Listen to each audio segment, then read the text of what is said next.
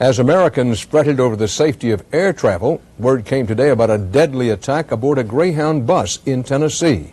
6 people, including the attacker, are dead.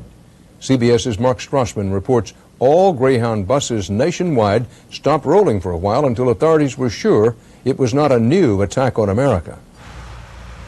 Early this morning, an hour east of Nashville, a passenger suddenly lunged at the driver of this Greyhound bus with a weapon that looked like a box cutter. An attack described by passenger Carly Renierson in a telephone interview from an ambulance. And he kept asking me and this other guy if he could have our seat, and then he just went up to the bus driver and slit his throat. Before that, there was a struggle for the steering wheel, and the bus with 41 people on board careened across the median and flipped into a ditch. One of those killed was the attacker, Igor Damir, a Croatian here on an expired visa.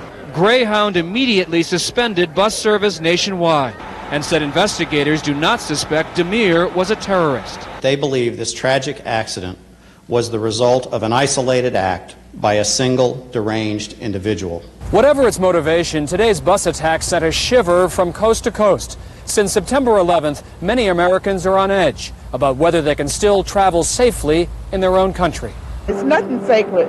I didn't fly because of the terrorists. Now I can't even take the Greyhound. After a 7-hour shutdown, Greyhound screened all reboarding passengers. But the bus company claims it doesn't have the resources to keep up the increased security.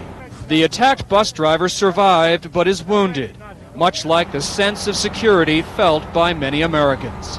Mark Strassman, CBS News, Manchester, Tennessee.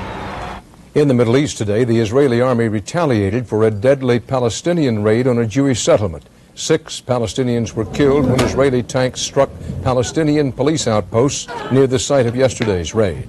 Also today, Palestinian gunmen opened fire near a West Bank religious shrine, wounding 2 Israeli women.